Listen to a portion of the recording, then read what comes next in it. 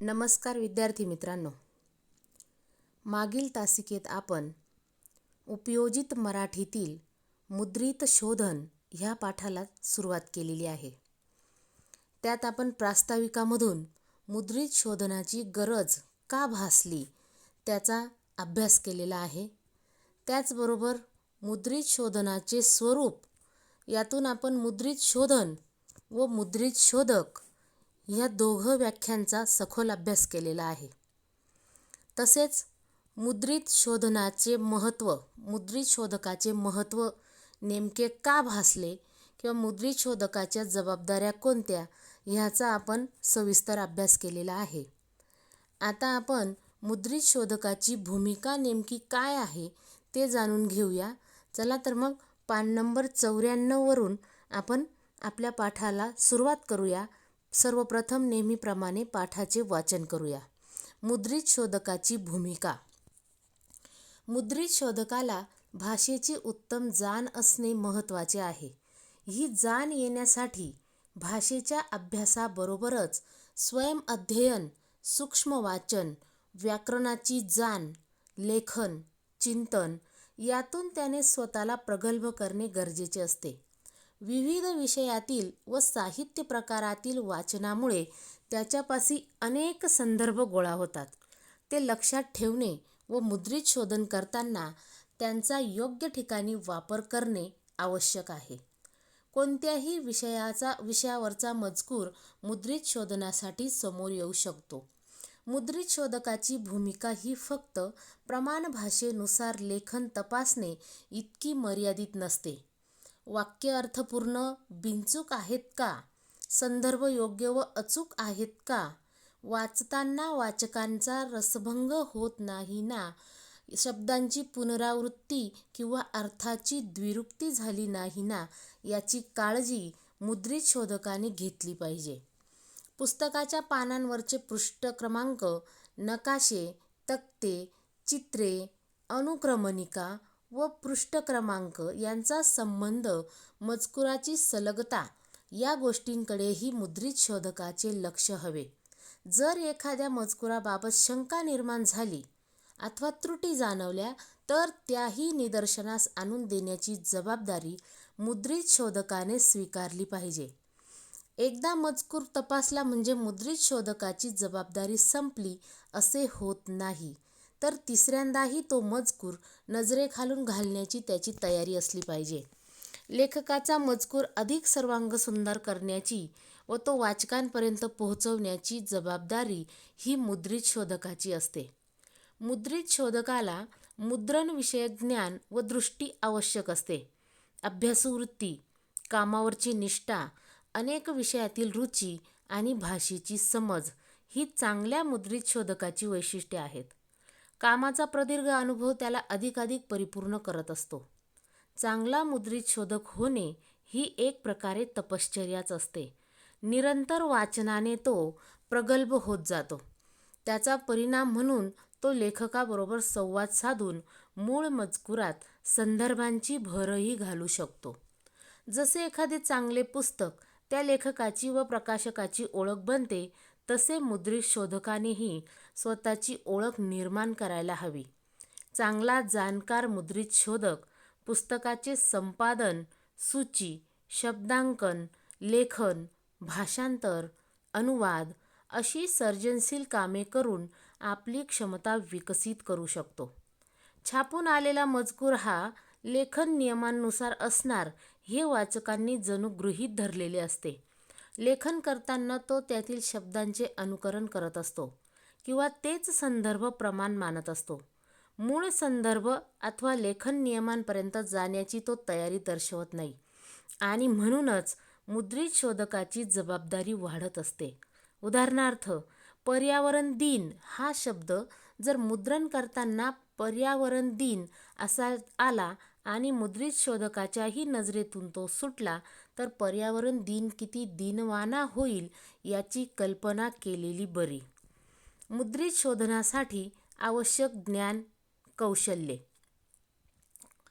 1. मुद्रित शोधकाला भाषेची उत्तम जाण असणे महत्त्वाचे असते. 2. मुद्रित शोधकाची भूमिका केवळ प्रमाण भाषेनुसार व्याकरण शुद्धता तपासणे इतकीच मर्यादित नसते, तर लिहिलेला मजकूर हा अर्थपूर्ण आणि बिनचूक आहे का, संदर्भ अचूक व योग्य आहेत का, हे तपासणे व त्याची जाण असणेही महत्त्वाचे आहे. मुद्रित शोधकाला मुद्रणविषयक तंत्र, परिपूर्ण ज्ञान व दृष्टी आवश्यक असते. आपले ज्ञान अद्ययावत ठेवणे गरजेचे असते. 5. कामावरील निष्ठा. अनेक विषयांसह समोर आलेल्या मजकुरात रुची व जाण असणे आवश्यक आहे. 6. कामाचा प्रदीर्घ अनुभव मुद्रित शोधकाला अधिकाधिक परिपूर्ण आणि प्रगल्भ करत असतो. 7.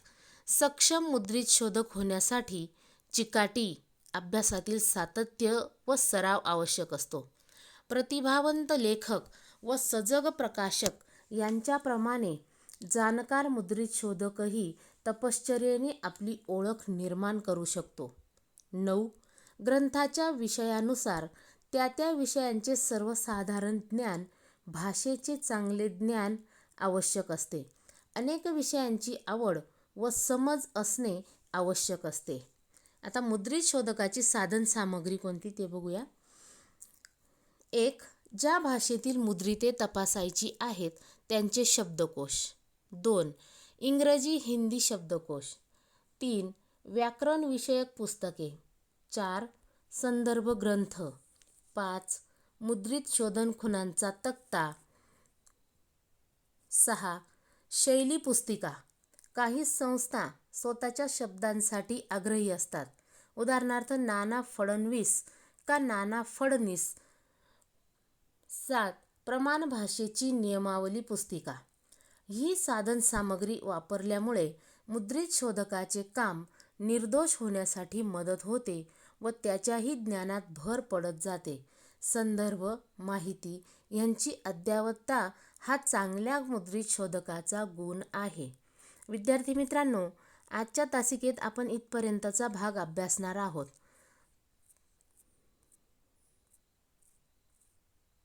आता मुद्रित शोधकाची भूमिका नेमकी काय आहे ते सविस्तर समजून घेऊया.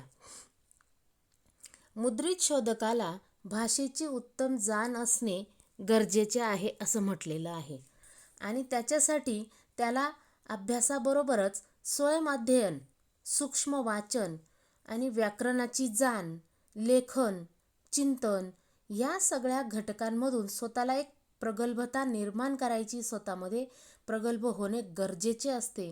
विविध विषय जे काही आहेत किंवा साहित्य प्रकार आहेत ते वाचनामुळे त्याच्याजवळ अनेक संदर्भ गोळा होत असतात आणि ते लक्षात ठेवून किंवा लक्षात ठेवणे व मुद्रित शोधन करत असताना त्याचा योग्य ठिकाणी वापर करणे हे मुद्रित शोधकाला जमलं पाहिजे. हे जाण इतकी जाण तरी मुद्रित शोधकामध्ये निर्माण होणं आवश्यक आहे, गरजेचं आहे. आता कोणताही विषय असू द्या, ज्या विषयावरचा मजकूर या मुद्रित शोधनासाठी समोर आला की त्याच्यावर मुद्रित शोधकाची ही जी भूमिका आहे ती प्रमाण भाषेनुसार लेखन तपासणं इतकीच मर्यादित नाही आहे, तर त्याच्यासाठी वाक्य अर्थपूर्ण आहेत की नाही, त्याचबरोबर ती वाक्य बिनचूक आहेत का हेही बघणं गरजेचं आहे.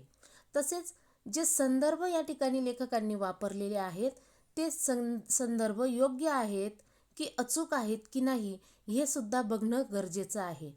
वाचताना वाचकांचा रसभंग होत नाही ना, किंवा शब्दांची पुनरावृत्ती म्हणजे शब्द पुन्हा पुन्हा वापरले जात नाही आहेत ना, हे किंवा अर्थाची द्विरुक्ती, एकच वाक्य किंवा एकच शब्द दोन अर्थांनी वापरला जातोय की नाही हे सुद्धा बघणं मुद्रित शोधकाची जबाबदारी आहे आणि ह्या सगळ्या गोष्टींची काळजी मुद्रित शोधकाने घ्यायलाच हवी आणि घेतलीच पाहिजे.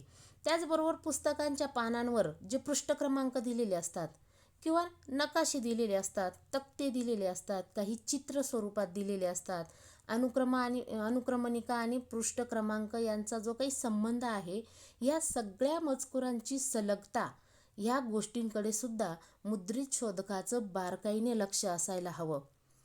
जर पृष्ठ क्रमांक चुकलेला असेल किंवा नकाशा एखादा चुकीचा दिला गेलेला असेल तर त्या त्रुटी दूर करण्याची सर्वस्वी जबाबदारी ही मुद्रित शोधकाचीच असते आणि म्हणून त्याने ह्या गोष्टींकडे लक्ष द्यावे. जर एखाद्या मजकुराबाबत शंका निर्माण झाली अथवा ज्या त्रुटी झालेल्या आहेत त्या जर जाणवल्या तर त्या निदर्शनास आणून देण्याची जबाबदारी म्हणजे लेखकाला त्या बाबी लक्षात आणून देण्याची जबाबदारी सुद्धा मुद्रित शोधकाने स्वीकारायला हवी. एखादा मजकूर तपासला म्हणजे मुद्रित शोधकाची जबाबदारी संपली असं कधीही होत नाही. तर तिसऱ्यांदाही तो मजकूर नजरेखालून घालण्याची त्याची तयारी असली पाहिजे. म्हणजे 3 वाचन केल्यानंतरही मुद्रित शोधन होत असलेला हा मजकूर निर्दोष आहे की नाही याची खात्री मात्र मुद्रित शोधकाला करून घेणं गरजेचं आहे, आवश्यक आहे. लेखकाचा जो मजकूर आहे तो अधिक सर्वांग सुंदर करण्याची व तो वाचकांपर्यंत पोहोचवण्याची ही जी काही जबाबदारी मुद्रित शोधकावर दिलेली आहे ती त्याने योग्य पद्धतीने पार पाडणं गरजेचं आहे. त्याचबरोबर पुढे म्हटलंय की मुद्रित शोधक हा जो मुद्रित शोधकाला मुद्रण विषयक ज्ञान आणि दृष्टी आवश्यक असते. त्याच्यामध्ये अभ्यासू वृत्ती असली पाहिजे. प्रत्येक गोष्ट त्याने बारकाईने बघितली पाहिजे. त्याचबरोबर मुद्रित शोधन करण्याची हे जे काम त्याच्यावर सोपवलेलं आहे ते काम, त्या कामावरची निष्ठा त्याची दिसून आली पाहिजे. इतक्या चांगल्या पद्धतीने त्याने मुद्रित शोधन ही क्रिया पार पाडली पाहिजे. त्याचबरोबर अनेक विषयातील रुची आणि भाषेची जी काही समज आहे ही चांगल्या मुद्रित शोधकाची वैशिष्ट्ये आहेत. त्याला कामाचा प्रदीर्घ अनुभव असायला हवा कारण त्या गोष्टीमुळे तो अधिकाधिक आणखीच परिपूर्ण होत जाणार आहे आणि त्याच्यामध्ये जर ती परिपूर्णता निर्माण झाली तर तो आपलं काम आणखीनच चांगल्या पद्धतीने करू शकतो, मुद्रित शोधन चांगल्या पद्धतीने करू शकतो. चांगला मुद्रित शोधक होणं हे सुद्धा एक प्रकारची तपश्चर्याच आहे, साधना आहे, जी वर्षानुवर्षापर्यंत करत राहायची आहे, बऱ्याच कालावधीपर्यंत करत राहायची आहे आणि तरच ती साधना, ती तपश्चर्या पूर्ण होणार आहे आणि आपोआपच त्याच्यामध्ये ती परिपूर्णता निर्माण होणार आहे. निरंतर वाचनाने तो प्रगल्भ होत जातो. त्याच्यामध्ये परिपक्वता येण्यासाठी त्याला पुन्हा पुन्हा त्या गोष्टींचं, अनेक पुस्तकांचं वाचन करणं गरजेचं आहे. निरंतर वाचन करत राहणं तरच त्याला ह्या गोष्टी शक्य होणार आहेत आणि म्हणून त्याचा परिणाम म्हणून का होईना तो लेखकांबरोबर संवाद साधून मूळ मजकुरात संदर्भांची सुद्धा भर घालू शकतो. उदाहरणच द्यायचं झालं, समजा एखाद्या लेखकांनी एखादं पुस्तक मुद्रित शोधनासाठी त्याच्याकडे दिलेलं आहे, पण त्या कथेतील त्याला एखाद्या ठिकाणी काही वाक्यांची भर घालायची असेल तर तसं तो लेखकांना सांगू शकतो आणि त्या वाक्यांची, त्या शब्दांची त्या ठिकाणी भर घालून कथेला आणखीनच योग्य पद्धतीने वाचनीय बनवू शकतो. जसं एखादं चांगलं पुस्तक त्या लेखकाची किंवा त्या प्रकाशकाची ओळख बनते, तसे मुद्रित शोधकानेही स्वतःची ओळख निर्माण करायला हवी. अनेक लेखक असे आहेत की त्यांनी आपल्या लेखनाच्या जोरावर स्वतःची एक वेगळी ओळख निर्माण केलेली आहे. तशीच प्रकाशकांची सुद्धा आहे. उदाहरणार्थ नवनीत हे प्रकाशक जे काही आहे प्रकाशन, ते नवनीत ह्या नावाने ओळखलं जातं आणि म्हणून त्याची ती ओळख आपल्या कायमस्वरूपी लक्षात राहते. तशाच पद्धतीने ह्या ठिकाणी मुद्रित शोधकाने सुद्धा स्वतःची ओळख निर्माण करणं आवश्यक आहे. चांगला एखादा जाणकार मुद्रित शोधक पुस्तकाचे संपादन, त्याची सूची, शब्दांकन, लेखन, भाषांतर, अनुवाद अशी सर्जनशील कामे करून आपली जी काही क्षमता आहे, आपल्या अंगी असलेला जो काही गुण आहे, कलागुण आहे, तो अधिकाधिक विकसित करू शकतो. आपल्यातली क्षमता वाढवू शकतो, विकसित करू शकतो. छापून आलेला जो काही मजकूर आहे हा लेखन नियमांनुसार असेलच असं गृहीत धरून वाचक वाचन करत असतात. त्यांना ह्या गोष्टींची किंवा ह्या बाबींची जास्त जाणीव नसते आणि म्हणून ते गृहीतच धरतात आणि तशा पद्धतीने त्यांचं वाचन ते चालू ठेवतात.